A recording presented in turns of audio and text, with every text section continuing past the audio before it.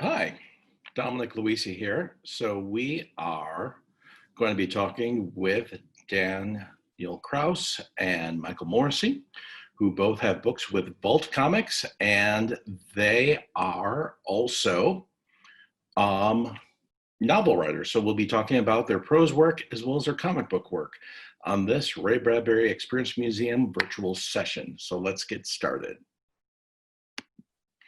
Okay, and we are back with Michael Moreci and Daniel Kraus, and we are going to be talking about Ray Bradbury and comic books and both of their work at Vault Comics. So if you both want to give a little bio of yourselves, a little introduction, and then we'll go from there with the conversation.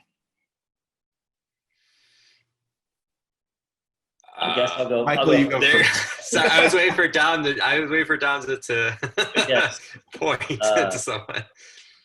Yes. So hi, I'm Daniel Kraus. I am an author, a writer. I just published my 11th novel, and then I've done.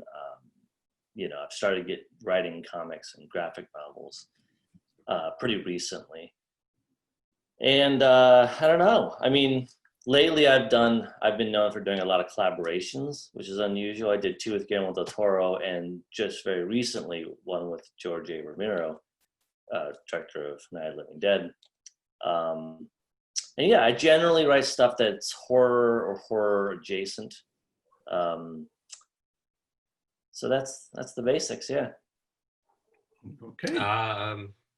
Yeah, I'm Michael Moreci, also author, writer. Mainly probably people know me for comics. Written the plot at Vault, Wasted Space. I also write a bunch of Star Wars. Been playing in that universe for a few years now. Wrote a couple novels that are pretty much like Star Wars,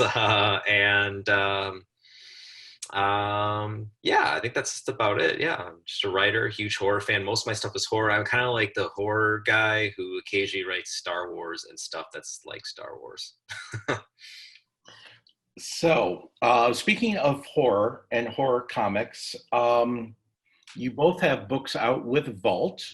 So, what is it that makes Vault Comics different from other imprints? They have some cool horror imprints coming out, some cool science fiction books coming out. It's kind of like a cool throwback, I would say, to like EC Comics, which would do some cool adaptations of Ray Bradbury's work. I would even go so bold as to say the work that Vault is doing is kind of like a throwback to kind of like first comics back in the 80s and stuff like that. How would both of you sum up what Vault is doing and what drew you to Vault? Michael, if you want to go first this time. Sure.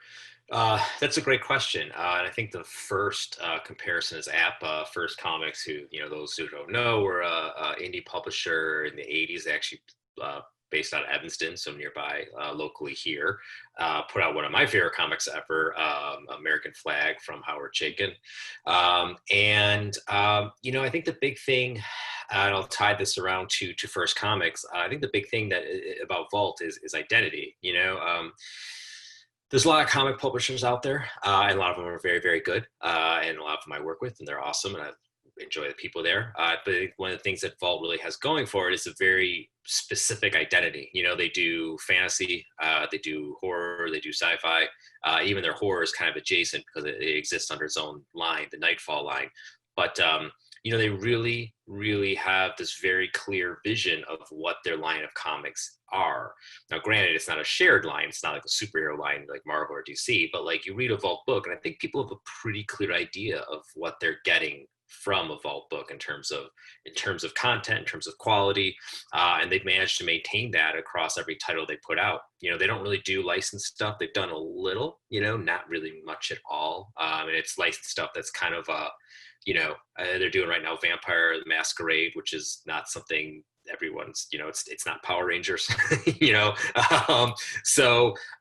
But also going in with that, with what people expect and their identity of quality and content, that's just something that you got with the first comics, or I would even be so bold to say Vertigo back in their really prime period of the, you know, 90s, early aughts, even the 80s, where they really had this great run of put out tremendous books. And I think everyone knew if you picked up a Vertigo comic, you knew what you were in for. And they did one thing, they did it remarkably well. And I think Vault is following in that very similar footsteps. Okay, great. Dan, same Yeah. question to you. I'm glad Mike went first, because I don't have as good as an answer. I don't have a heavy comics background at all. And that's something, you know, we can talk about later if you want. So one of the first things that drew me to Vault was that they were interested in working with me. So there was that. We had that going for us.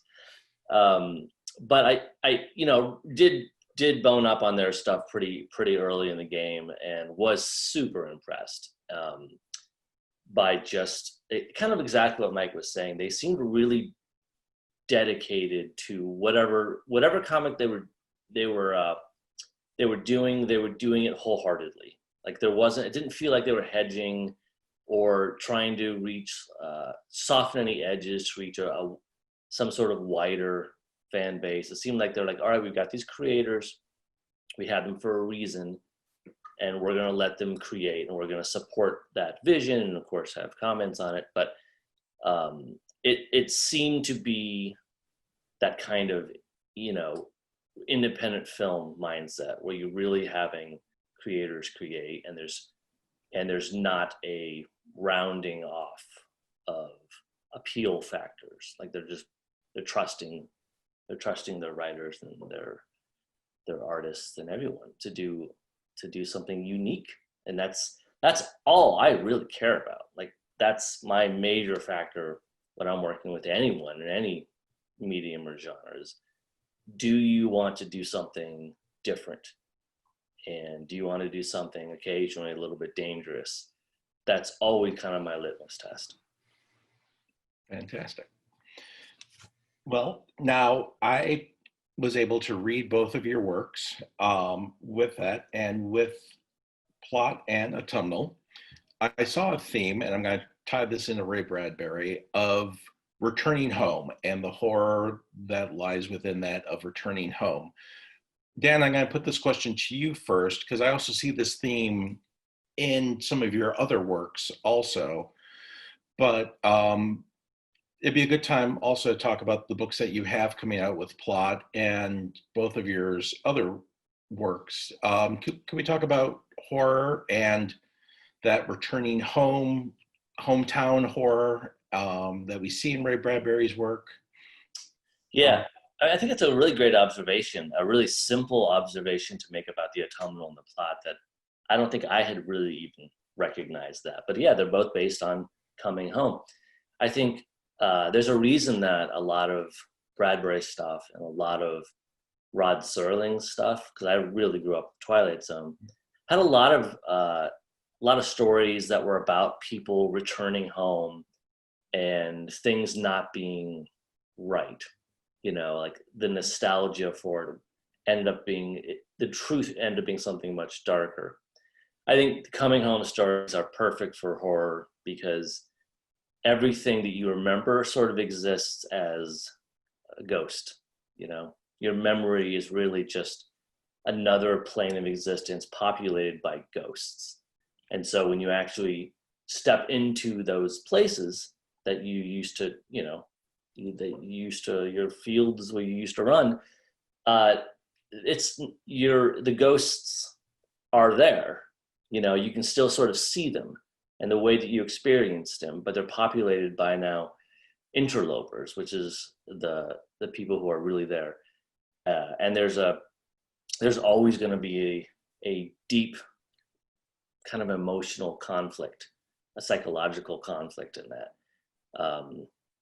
So yeah, I think both of these books really play heavily with that. And, you know, as you mentioned, a lot of my novels kind of kind of use that emotional space as well. I think some people have more comfortable relationships with the places where they grew up, and some people don't. And I think there's, you know, it's not just ghosts. It's like these places are graveyards in a way. It's a very bleak way of looking at the place where you grew up, but they are graveyards of actual people, and they're graveyards of ideals and hopes and dreams, all those things that didn't happen to most people, you know, who grew up there. So it's all prime real estate for spooky stuff. Yeah, it's you know, Something Wicked This Way Comes is one of those books that every couple of years I have to reboot the fall season by reading it. And it's definitely a topic in general that I've been giving a lot of thought about, just in exploring the past through horror therapy. Michael, can I give you the same question in relation to the Vault series plot? Yeah, and it's a wonderful answer from Dan. It really is, and I can't say too much more to add to it. I hadn't considered that necessarily, but it's very, very true and accurate. You know, I mean, the only thing I would add is like this: the going home again stretches the timeline, I think, in two directions. And Dan, you know, put it remarkably well.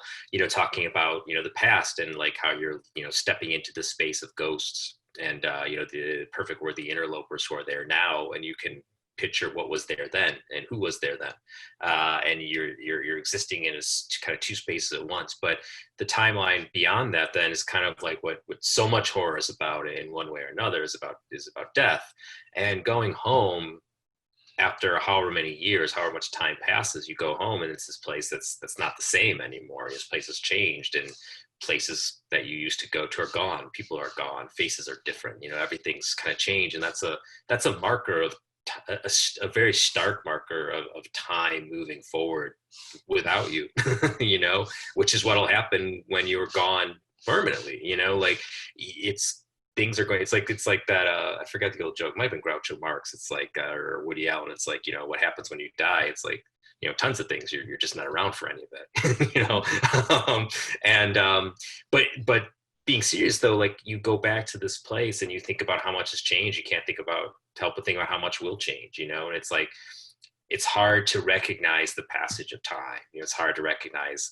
You know, you could look at something and say, well, geez, I feel like that was weeks ago or months ago when it was 15 years ago, and how quickly will the next 15 years pass if that's the case? You know, how quickly will you get to that next big, you know, you're 40 and you were 25 then, and then blink of an eye you're 55. You know, like these things just go so fast, and that's a reminder of the swiftness that life moves. And it's that's a lot of, you can get a lot of, like Dan said, a lot of horror out of that. It's a scary recognition. Well, I want to thank you both. You know, we went a little serious on that one. I want to thank you both for going there with me. Now, if we can, you know, since this is for the Ray Bradbury Experience Museum, if we can talk about, you know, our first experiences with the work of Ray Bradbury, and where, you know, where that took us, you know, where that feeds into current work that you may be working on and things like that. Michael, can I give that question to you first? Sure. Yeah. I love Ray Bradbury, and we were talking before the show, showing some visual aids, and I should show this. I actually have some bookends that were made from his home. Yeah. They're one of my prized possessions. That's a whole separate video. That's right. Yeah. They have like 451, you know, what's the word when it's like, you know, like a cattle prod, like in the wood, you know. But my first experience was, you know, like so many people, like it was in high school. I had a teacher, an English teacher named Mr. Kroc, who was this amazing, eccentric English teacher. One of my favorite teachers I've ever had. He was, he like dressed in like 9 different loud colors, you know, this just a loud tie and you know, and just the crazy jackets. And he was just like just a full, rich character. He was so amazing, and he taught us really challenging books. He was the guy who really, really challenged and pushed the students. And he taught. I remember we read a few things, but one of the things that really, really stuck to me was we read Huxley's Brave New World. I remember it blowing my mind, not just the experience, but him I remember him explaining Mustafa mind, is, Mustafa mind. And I was like, what? And all these kind of metaphors for better or for worse. And I fell in love with that book and everything that he was teaching. And, I went to him and he put me on, the course basically. I'm like, well, what do I do after this? And he introduced me to two things. He introduced me to Vonnegut and he introduced me to Bradbury. And that is where, that I went down that tunnel of all these different cool stuff. And the first thing that I read from Bradbury, if I'm not mistaken, I'm pretty sure it was Martian Chronicle, or was it for Fahrenheit? I forget. It was one of the two. And I remember, I think I read them back to back, if nothing else. But I remember just like Huxley, just being so, I guess, awakened in a way, to what up before then, my encounters with, novels, and books were, your standard high school fare, The Pearl, or some light Stein of Vice and Men, whatever, which are obviously wonderful books, but this was totally different. And I just fell in love with Bradbury ever since then. It took me on a trip, eventually through my whole life of exploring, the Twilight Zone stuff and the comic stuff and his other works that are just so robust. I mean, especially his short stories. There's a trillion of them. I think he's inspired me in a ton of ways. I think that I know for a fact I wrote this series a few years ago called Roche Limit. That was a heavy Bradbury story. Absolutely, that was had Bradbury all over it, and unashamedly so. It's just such a, when you're thinking about he had this magical way. Sorry, I'm rambling. That's this last thing I'll say, but he had this magical way of being so entertaining and cerebral, and that's the thing I think I really loved about him, is that he managed to have really great plots and really great stories, and did all these great things on a story level that kept the pages going, but it was also so deep and so meaningful at the same time. And I aspire to that. I don't know if I always hit it or ever hit it, but I definitely learned that from Bradbury 100%. Excellent. I read a ton as always, ever since I was very, very little. But I never encountered Bradbury in school. And so I didn't read him until I was an adult. But the first time I sort of encountered him was when I was a kid and I saw Something Wicked This Becomes the Movie, which, written by Bradbury. I know there's production, it's got a long production history of various difficulties, but I loved that movie as a kid. That movie actually was pretty significant to me. And then, so I get through high school, get through college, and I spend most of my 20s in film, actually. I'd wanted to be a writer, specifically a novelist all my life, and I kind of got sidetracked for about a decade. And then I was working at a bookstore, and for whatever reason, I picked, and of course at this stage, I should back up and say, I was reading all the stuff you're supposed to read. I was in that phase. We were reading all the heavy literary works and stuff.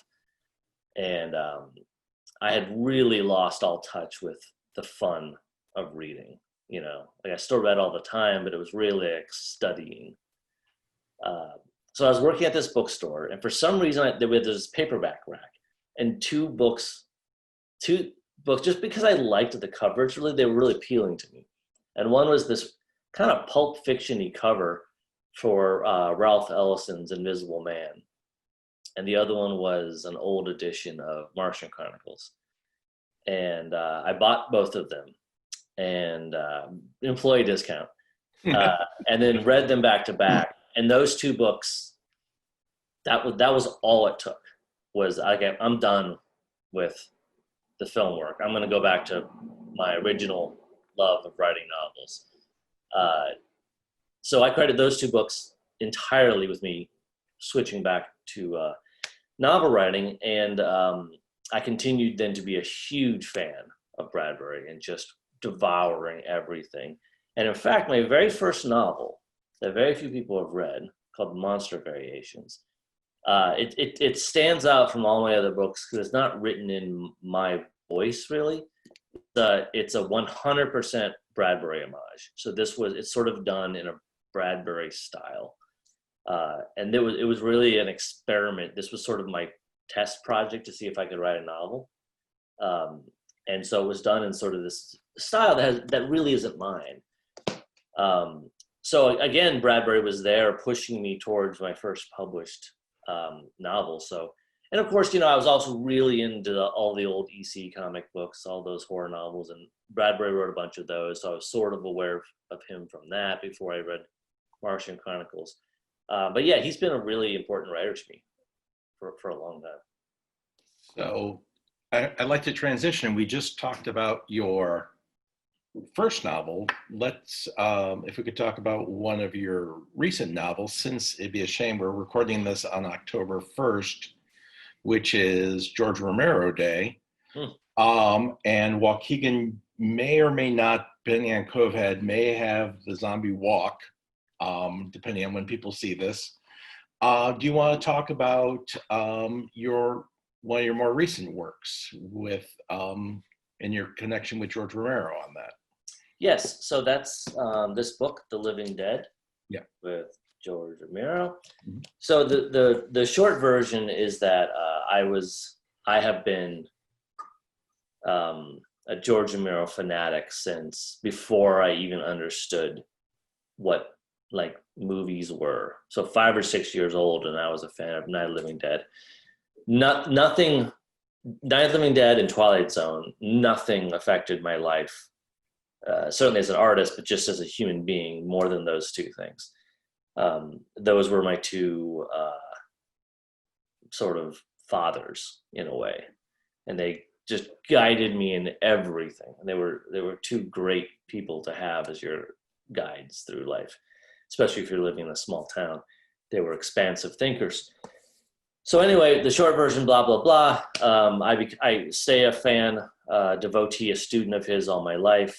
And he died in 2017. And about a month later, I got a call from his estate, his wife and his manager, saying they had this unfinished epic zombie novel. And would I be interested in taking a shot at finishing it? So I did. It was an absurd thing that happened to me.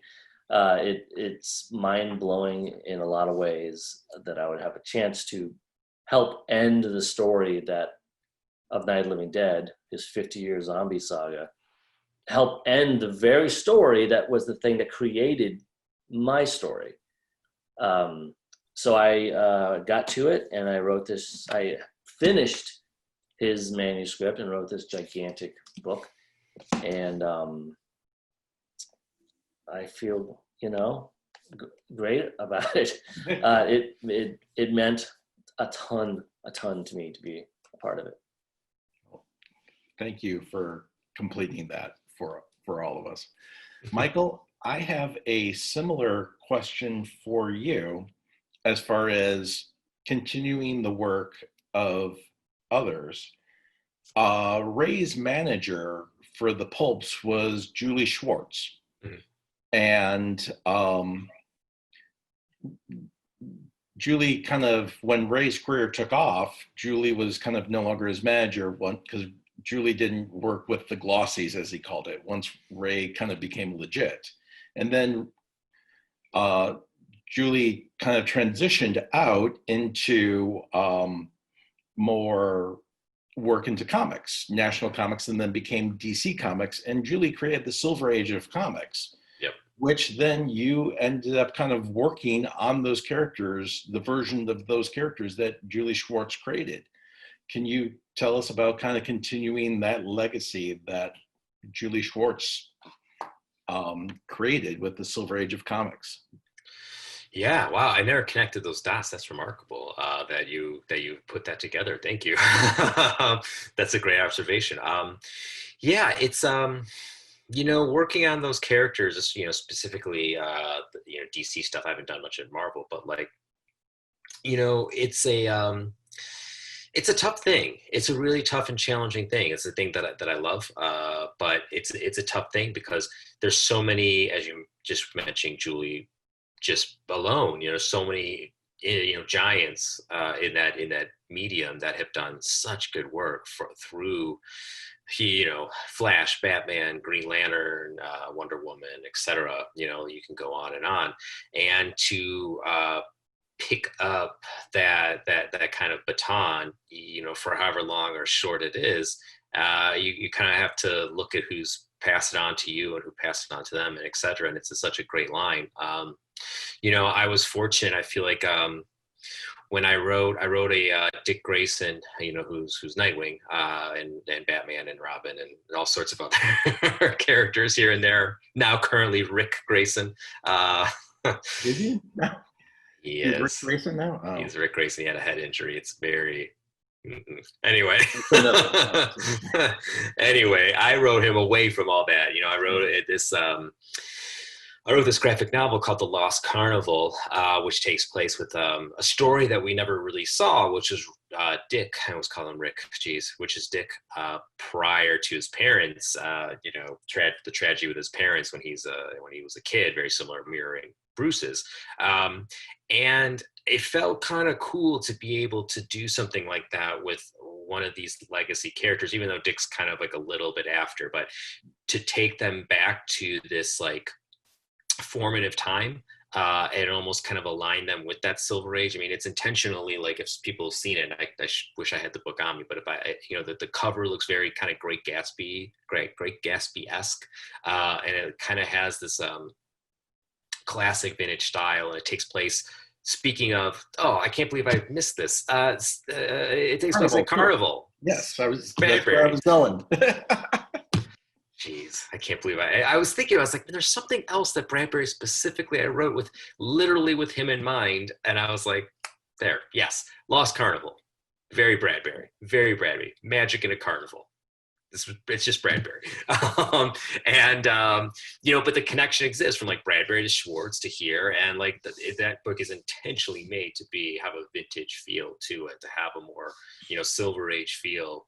And what it is, it's a romance, it's magic, it's a carnival, it exists in this space that's like that post 80s that were very serious, very grim, very dark stuff that like is still kind of shading comics now. It exists outside of that in a space kind of all its own, and out of continuity, which makes it just easier. So yeah, I mean that's another very sincere Bradbury connection. Okay, well,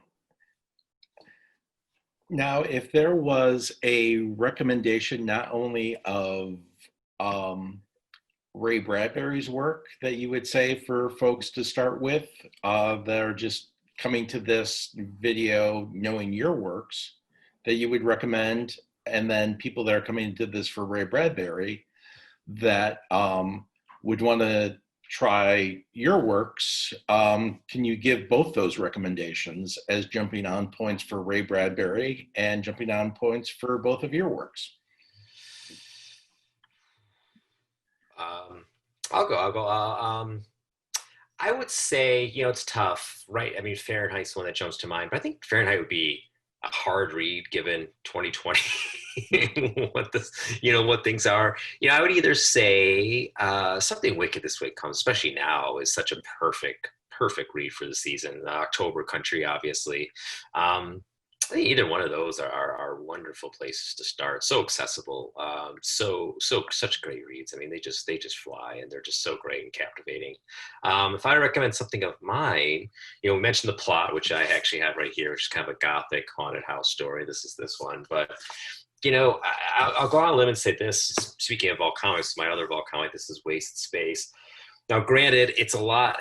it swears way more than Ray ever did. I think it's a lot more profane, but I think it's the same idea that I mentioned earlier, is that it's entertaining, but also philosophical and also cultural and stuff like that. It's balancing all this stuff at the same time, which is again something I learned from Bradbury's work, and something that he did, if not just as well, if not better than anybody else, making his books so intelligent and always having something profound and meaningful to say, but also being just entertaining as can be. Yeah. Fantastic. And Dan, can I give you the same question? I think if I was going to start somewhere in Bradbury, I would probably do the Martian Chronicles and October Country, maybe. I think those are so explosively good that especially October Country. I mean, it just gets right to it's undiluted Bradbury, so it's just straightforward. If you like that, then okay, that's like just step one, and you can move on from there. I mean, my personal favorite is probably Something Wicked, but I think that's a tiny bit more advanced than some of his stuff. There's a great collection. I mean, there's so many different collections of his short stories, but there's one by they put out all the fancy looking books. New Library, American Library, something. Yeah, American Library. They have a great giant brick of a Ray Bradbury short story collection. That's really fantastic. I think it's maybe 100 of his stories. You could start there and you'd be good for a long time. As far as my own stuff, I don't have a lot of stuff that feels super Bradbury, except for obviously this. Mm-hmm. And then I guess after that, I would probably say the Autumnal, just because it has that kind of Something Wicked autumn feel to it. And it does play with some of the stuff about nostalgia and, the uses and dangers of it. I think it might be the most like Bradbury. It even has that kind of sweet melancholy to it for a while that eventually goes away. Well, great. Well, I want to thank you both for participating in this. I'm big fans of both of your work. And can you tell everyone watching where they can find you on the World Wide Web, as they used to say, and any projects that you have that are about to be coming out or have recently dropped? I'll go first. You can find me at danielkraus.com. That's really the one-stop shop, and it'll have links to anywhere else that I'm appearing. I just had a book come out that's a book for kids, kind of, and it's called They Threw Us Away. It's the start of a trilogy. It's for middle grade age students, kids, but also is something that can be read by adults too. It's kind of treads that sort of line. And then just some more issues, the Autumnal, 7 more issues of that will come out over the next few months. And then that will end my insane 12 months of 5 books coming out. And I won't have anything else until the second volume of this next fall. Excellent. Michael, to you. MichaelPMoreci.com. It's same as Dan. Everything's kind of there at Michael Moreci on Instagram and Twitter. Although I haven't been on either all that much. Just need a break. And I'm working on finishing Wasted Space, which I mentioned before. The 3rd volume actually just came out like a week or 2 ago. This is volume 3. I'm currently writing issues 24 and 25, and then that's it. That's the end. Just finished the plot, which is still running. And I have a series called Archangel 8. The trade of that comes out whenever, depending on when you're watching this, very soon.